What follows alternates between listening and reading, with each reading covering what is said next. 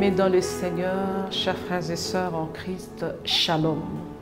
Shalom, peuple de Dieu, c'est vraiment un plaisir pour moi de vous retrouver en ce jour sur notre chaîne de télévision Jérusalem TV.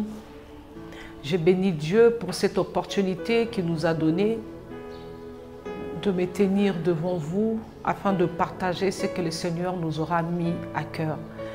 Je sais que vous êtes nombreux devant les petits écrans pour suivre ce que le Seigneur aura à nous dire. Je sais également que par la grâce de Dieu, nous allons passer des très beaux moments ensemble. Parce que dans cette émission, nous aurons de moments d'adoration, nous aurons de moments d'intercession, et nous aurons aussi de moments de louange et pourquoi pas de grands moments d'exhortation où nous allons écouter la parole de Dieu. Cette émission s'intitule « Les cris de Bartimée ». Pourquoi le cri de Bartimée? C'est une inspiration que nous avons eue depuis quelques années pour partager avec le peuple de Dieu. Les cris de Bartimée parce que Bartimée, la Bible dit qu'il était aveugle et mendiant. Il a entendu parler de Jésus-Christ. Il voulait l'approcher. Il voulait le voir pour obtenir son miracle, être guéri, comme il avait entendu Jésus-Christ guérir aussi les autres. Mais seulement le monde, les disciples, l'entourage du Christ, son entourage, la population ne l'a pas donné, ne lui a pas accordé des facilités afin d'atteindre Jésus-Christ. Ils ont été obstacles au miracle de Bartimée. Mais Bartimée avait un objectif, c'est lui d'être guéri. Parce qu'il était fatigué d'être traité de mendiant, d'être traité d'aveugle. Il était fatigué d'être considéré comme étant un sous-homme. Il n'avait pas de valeur, il n'avait pas de crédibilité. Il n'était pas considéré comme étant quelqu'un d'important, quelqu'un qu'on peut consulter, quelqu'un à qui on peut faire confiance à cause de ses handicaps. Mais en voyant ses handicaps, il a entendu parler de Jésus qui guérissait le malade, qui accomplissait beaucoup de miracles. Il a voulu aussi obtenir cela afin de radier, de mettre fin à sa souffrance. Mais le monde ne lui a pas donné accès. Cela arrive à tout le monde au jour d'aujourd'hui. Tu attends parler de Jésus, tu quittes ta maison, tu vas à l'église pour chercher Dieu, pour obtenir le miracle. Mais par moment à l'église, il y a soit un frère, soit le pasteur lui-même, soit les choristes, soit le musicien, soit les protocoles peuvent s'avérer être des obstacles pour l'obtention de ton miracle, pour l'accomplissement de ton miracle. Si ce n'est pas du côté chrétien, ça peut être aussi de païen, ça peut être ton entourage, ça peut être dans ta maison. Tout homme peut se constituer un obstacle devant ton miracle pour t'empêcher de l'atteindre. Mais tu dois garder ton objectivité. Tu dois savoir ce que tu veux. Qu'est-ce que je veux? La solution, elle est bonne d'abord pour moi-même. Elle est meilleure pour moi-même. Sans quoi, mon état ne va pas changer.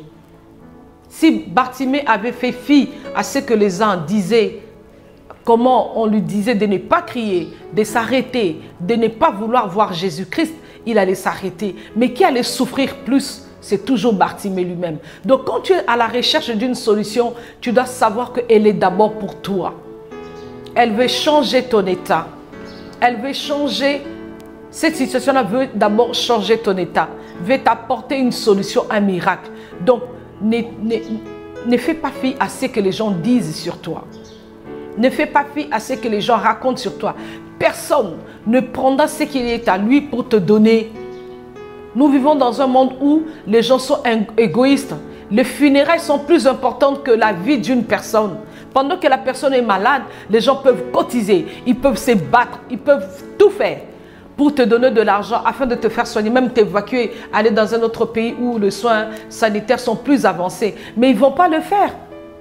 Ils sont en train de compatir sans poser les actes. C'est ça l'homme. L'homme compatit avec toi.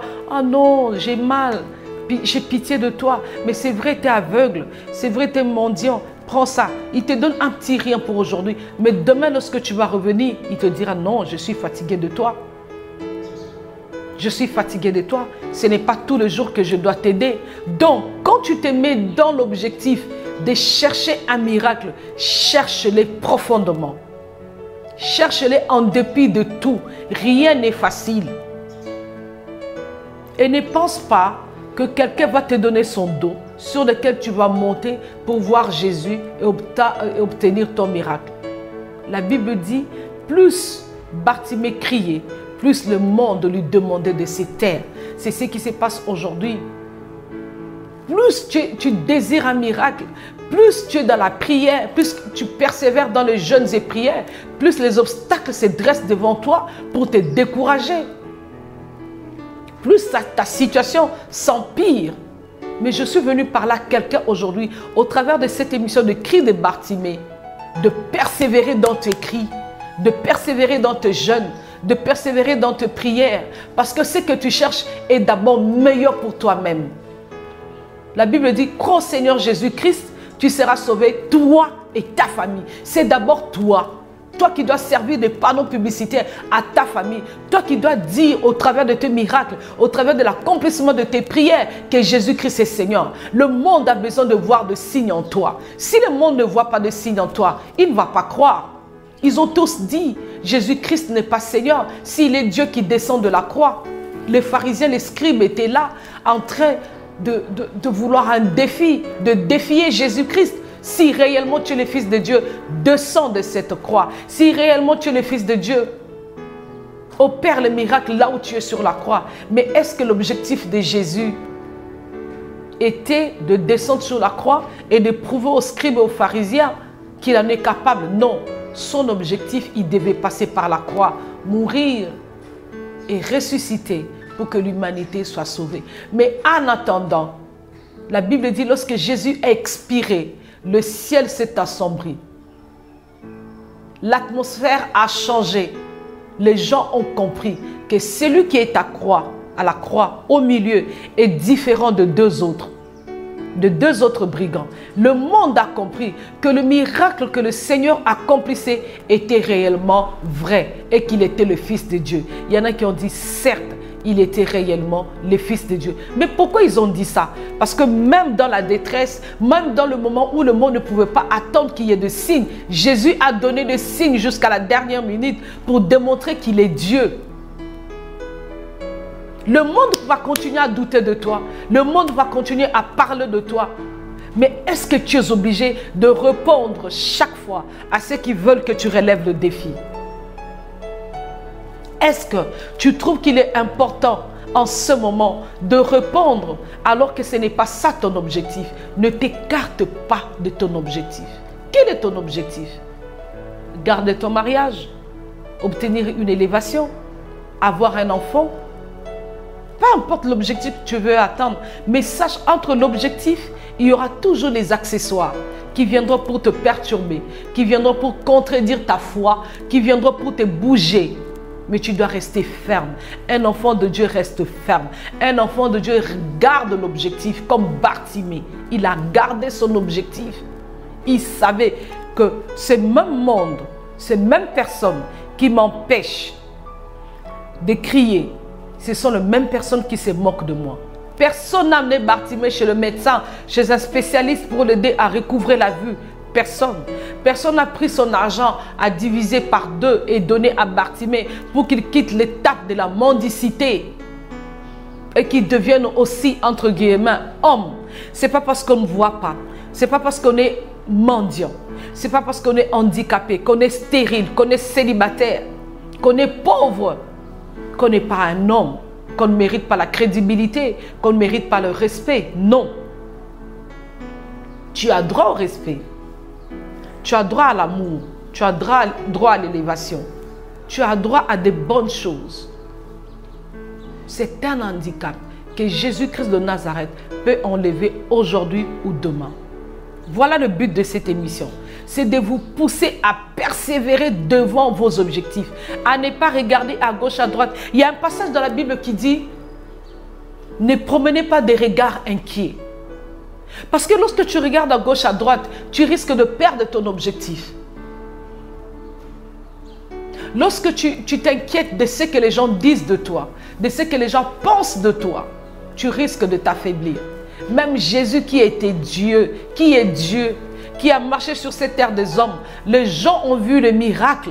Les gens ont vu comment Jésus-Christ a opéré de signes, de prodiges, de miracles parmi le peuple de Dieu, parmi les païens.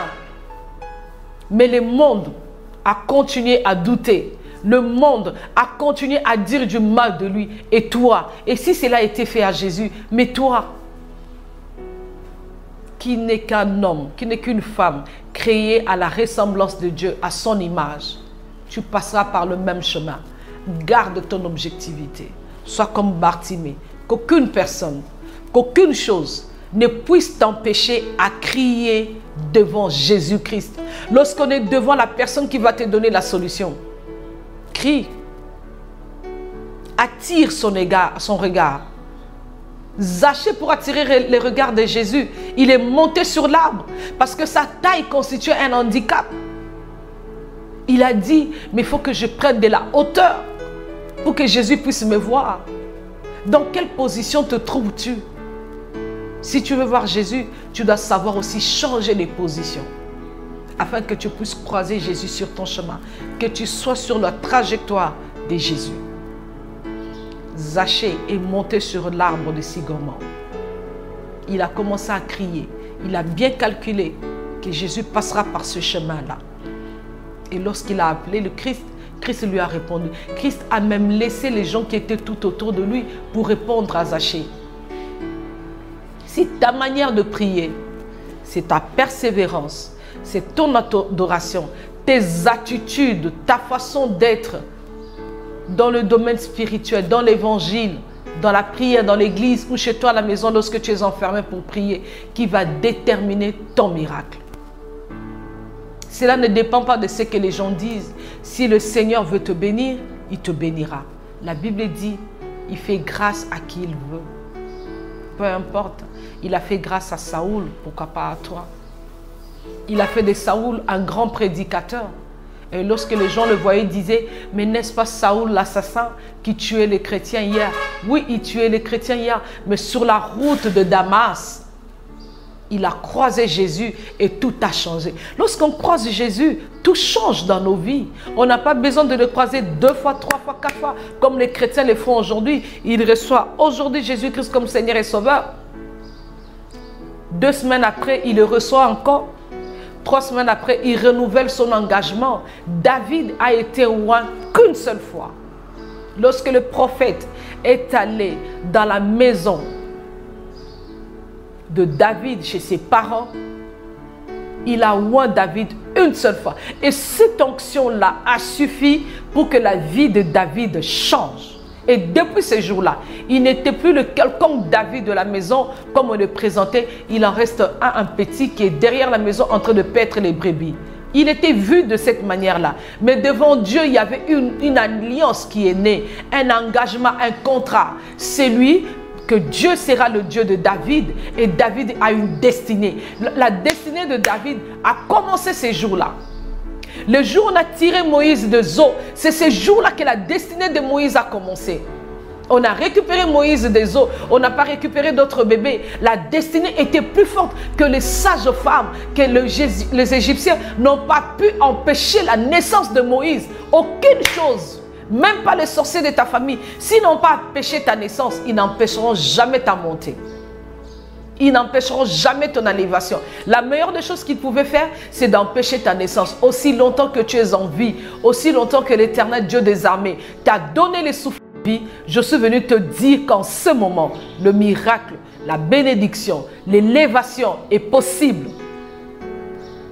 Et je t'exhorte à vivre dans la présence du Seigneur. Nous devons être bénis au siècle présent et au siècle à venir. Et lorsque l'enlèvement sera là, j'aimerais que tu te retrouves auprès des anges, en train de glorifier le Seigneur, en train de dire avec le 24 vieillard qu'il est saint. Regarde ta façon de marcher. Donc cette émission, c'est le cri de Bartimée. Tous ceux qui suivront cette émission seront bénis. Tous ceux qui suivront cette émission vont être édifiés, vont être consolés. Nous ne sommes pas là pour nous présenter, mais nous sommes là pour présenter Jésus-Christ de Nazareth. Nous sommes là pour présenter ce que Christ est capable de faire dans nos vies, même lorsque nous sommes découragés. Je sais que tu es découragé. Tu as peut-être changé des églises, tu as changé des pasteurs, tu es allé dans toutes les montagnes de la vie de Kinshasa. Mais tu n'as pas obtenu ton miracle. Donne-nous cette opportunité. Peut-être qu'au travers de cette émission, il y a quelque chose qui va déclencher un miracle chez toi. Il y a quelque chose qui va te faire lever. J'aimerais qu'au travers de cette émission, que ce qui était courbé, que cette émission, que Jésus-Christ au travers de cette émission le relève. Que ceux qui avaient les deux courbés, qu'ils soient redressés. Et ceux qui étaient aveugles, mendiants comme Bartimée, puissent retrouver la vue et changer d'identité. Le Seigneur Jésus-Christ est capable de changer ton identité. Voilà un peu, j'ai voulu te présenter ce que sera le cri de Bartimée. T'exhorter, t'édifier, te pousser à demeurer dans la présence de Dieu. Il n'y a rien de plus beau que la présence de Dieu. Ça change autour. David a dit, je suis dans la joie qu'on me dit d'aller dans la maison de l'Éternel. Parce que quand tu es dans la maison de l'Éternel, tu es dans la présence de Dieu. Tout change. L'atmosphère change. La Bible dit, lorsque Moïse descendait dans la montagne, les gens regardaient son visage. Il était en train de briller. Parce qu'il revenait du contact avec Jésus. Il y a quelque chose qui change. La rencontre avec Christ doit avoir un impact sur toi. Un impact physique, un impact spirituel. Un impact sur ta prière, un impact sur ta spiritualité. C'est ça le cri de Bartimée. Qu'à chaque contact avec cette émission, que tu reçoives quelque chose. Vous aurez cette émission selon le programme qui nous sera donné sur Jérusalem TV. Soyez nombreux à les suivre. Notre objectif, c'est de nous pousser à prier jusqu'à l'exaucement. À chercher Dieu en dépit de tous les obstacles que l'ennemi dresse devant nous. La Bible dit, tu auras pour ennemis des gens de ta propre maison. Les gens de ta propre maison peuvent se constituer un obstacle pour l'obtention de ton miracle, pour l'accomplissement de tes promesses. Mais ne recule pas. Ce dont à quoi tu crois doit demeurer ferme jusqu'à ce que tu l'obtiennes, jusqu'à ce que le Seigneur devienne ta réponse et te réponde. Moi, je sais que tu as compris, comme Bartimée, que le miracle est d'abord pour toi. La solution, elle est d'abord pour toi. Peu importe ce que les gens disent, peu importe les critiques, il s'agit d'abord de toi. C'est de toi qu'il s'agit. C'est toi qui dois recevoir le miracle. Le reste viendra. Les gens vont t'accompagner après lorsqu'ils auront vu. Le monde a besoin de signes. Le monde a besoin de voir. La Bible dit, nous sommes des signes et des présages de cette génération. Si tu ne donnes pas des signaux forts, si tu ne montres pas aux yeux des gens que tu as Dieu, les gens ne vont pas te respecter. Les gens qui ont empêché Bartimée de crier, qui lui demandait de se taire parce qu'il est d'une catégorie de gens que Dieu ne peut pas écouter. Dieu écoute tout le monde. Que tu sois pécheur, que tu viennes de commettre l'avortement maintenant, si tu te répands et que tu demandes pardon à Dieu, il est juste et fidèle de te pardonner. Tu peux être un assassin, mais Saul, sur la route de Damas, c'était un véritable assassin qui avait encore le sang dans ses mains, qui avait la lettre, le mandat d'aller tuer d'autres chrétiens, mais il a croisé Jésus et son identité avait changé. Il était devenu une autre personne. Que personne ne te condamne, que personne ne te dise que tu es de la catégorie de gens que Dieu ne peut pas écouter. C'est de ça qu'ils étaient en train de dire à Bartimée. Tais-toi. Toi, tu es mendiant, tu es aveugle, mais Jésus est venu pour les mauvaises personnes. Jésus est venu pour tous ceux qui ont des problèmes. Quand le soleil s'élève, il ne choisit pas que les riches soient sous le soleil et les pauvres dans le noir. Non, il ne dit pas que lorsque nous nous réveillons le matin, que ceux qui sont en bonne santé respirent et que les malades s'arrêtent. Non, il le donne à qui il veut. Il fait grâce à qui il veut. Et profite de ces moments que le Seigneur t'a donnés. Profite de ces souffles de vie. Profite de ces temps pour chercher Dieu. Je vais donner un thème que nous allons exploiter prochainement. Je vais juste introduire cela. Pourquoi pleures-tu? Pourquoi nous les chrétiens, nous pleurons pour des choses que nous avons déjà acquises? Pourquoi nous pleurons sur des choses que nous avons déjà, mais par ignorance, nous continuons à pleurer? Il s'agit de Jean 20. Jean chapitre 20, à partir du 11e verset jusqu'à 18. Jean chapitre 20, verset 11. Je vais lire un tout petit peu. J'ai lu la parole au nom de Jésus-Christ. Jean chapitre 20, verset 11. Cependant, Marie s'est tenue dehors près du sépulcre et pleurait. Comme elle pleurait, elle se baissa pour regarder dans le sépulcre. Et elle vit 2 anges vêtus de blanc, assis à la place où avait été couché le corps de Jésus, l'un à la tête, l'autre aux pieds. Ils lui dirent: Femme, pourquoi pleures-tu? Elle leur répondit: Parce qu'ils ont enlevé mon Seigneur et je ne sais où ils l'ont mis. En disant cela, elle se retourna et elle vit Jésus debout. Mais elle ne savait pas que c'était Jésus. Jésus lui dit: Femme, pourquoi pleures-tu? Qui cherches-tu? Elle pensait que c'était le jardinier. Lui dit: Seigneur, si c'est toi qui l'as emporté, dis-moi où tu l'as mis et je le prendrai. Jésus lui dit: Marie. Elle se retourna et lui dit en hébreu: Rabouni, c'est-à-dire maître. Marie a oublié toutes les paroles qui sont sorties de la bouche du Seigneur, entre autres qu'il mourra, qu'il ressuscitera le 3e jour. Et ce jour-là, lorsque Marie est venue devant le sépulcre de Jésus et qu'il a trouvé ça vide, il a oublié cette parole. Mais qu'est-ce qui a fait que Marie puisse oublier tout ce que le Seigneur lui avait dit ou tout ce que le Seigneur disait de son vivant? C'est le signe qu'elle a trouvé. Le sépulcre vide. Elle avait retenu dans sa tête la manière dont on avait enterré Jésus avec des aromates, comment il était enveloppé, comment étaient les tombeaux, comment il y avait des gardiens pour garder les tombeaux de Jésus. Et lorsqu'il est venu, il a trouvé que les choses étaient différentes. Est-ce que parce que tu trouves des situations différentes, contraires dans ta vie, et que tu penses que le Seigneur n'est plus avec toi, et tu te mets à pleurer pour des choses qui existent déjà?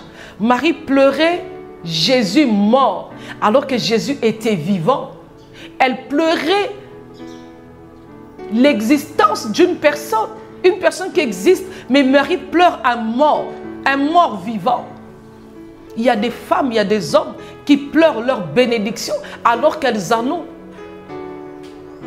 Agar pleurait, mais lorsque Dieu a parlé à Agar, il lui a dit, regarde à tes pieds, tu verras qu'il y a un puits d'eau. Mais pendant tout ce temps où Agar et Ismaël, lorsque la gourde d'eau, le pain que Abraham avait donné était fini, n'avaient pas constaté qu'il y avait un puits d'eau. Il fallait que le Seigneur parle, que les yeux s'ouvrent et qu'il voie. Nous pleurons souvent pour des choses que nous avons déjà. Nous pleurons souvent à cause de signes que le monde ou que l'ennemi nous présente. Mais en réalité, ce n'est pas ça. Ne pleure pas sur des morts alors que ce sont des vivants. Ne pleure pas sur ta stérilité, pensant que tu es stérile alors que tu es féconde, parce que la parole de Dieu dit dans son royaume, il n'y a ni femme qui avorte, ni femme stérile. L'élévation est une promesse. La Bible dit, mon serviteur, il montera, il prospérera, il ira très haut. Tant que tu n'as pas encore vu ça, tu dois persévérer dans la prière. Le moment n'est pas encore venu, mais tu l'as. Au moment opportun, le Seigneur permettra ton élévation. Au moment opportun, le Seigneur permettra ton mariage. Voilà un peu, je voulais introduire le message du numéro prochain. Pourquoi pleures-tu? Je veux que tu retiennes ce thème. Pourquoi pleures-tu? Sois avec nous au prochain numéro et tu comprendras que des fois tu pleures pour des choses que l'Éternel t'a déjà données. Souvent tu pleures pour des choses qui sont tes droits. Lorsqu'on connaît ses droits, on ne pleure pas, on le revendique. Le Seigneur dit, si j'ai oublié, réveille ma mémoire. Dans la barque, les disciples, lorsque la pirogue coulait, ils ont réveillé Jésus. Il était serein dans la pirogue. Il savait que si cette barque, cette pirogue ne coulera pas, parce que moi, le Seigneur Jésus, je suis dans la barque. Tant que le Seigneur est dans ta vie, tu ne vas pas couler. Ta vie ne coulera pas. Voilà, je t'invite à suivre le numéro prochain sur la même chaîne, Jérusalem TV. Je t'invite à suivre ce thème « Pourquoi pleures-tu » Je prie que le Seigneur puisse te garder, qu'il puisse te fortifier, qu'il puisse te consoler. Là où ton cœur a été blessé, là où ton cœur a été déçu, là où ton cœur saigne, que seul l'Éternel Dieu des armées puisse te consoler et te faire relever du lit dans lequel tu es couché. Que le Seigneur te relève. Que le Seigneur te donne la force de te lever et de combattre. Ce n'est pas encore fini. Lève-toi, prends ton lit et marche. Ne reste pas couché. Personne n'ira chercher le miracle pour te le donner. Lève-toi. Crie comme Bartimée. Peu importe les obstacles, peu importe ce que les gens disent de toi. Aujourd'hui, tu es très stérile, mais demain, lorsque tu seras fécond, demain, lorsque tu auras ton enfant, ce sont les mêmes personnes qui vont t'approcher et qui vont acclamer. Alors, ne suis pas ton entourage, ne suis pas ce qui t'amène dans le découragement. Écoute plutôt ce qui t'édifie. La Bible déclare, la foi vient de ce qu'on entend, et ce qu'on entend vient de la parole de Dieu. Voilà pourquoi, à travers de cette parole, je voudrais te faire lever, je voudrais te communiquer la foi. Une seule parole pour ce moment. Que l'Éternel te bénisse, qu'il console ton cœur et qu'il te relève du lit sur lequel tu es couché. Relève-toi, prends ton lit et marche. Au prochain numéro, pourquoi pleures-tu? Soyez bénis au nom de Jésus-Christ.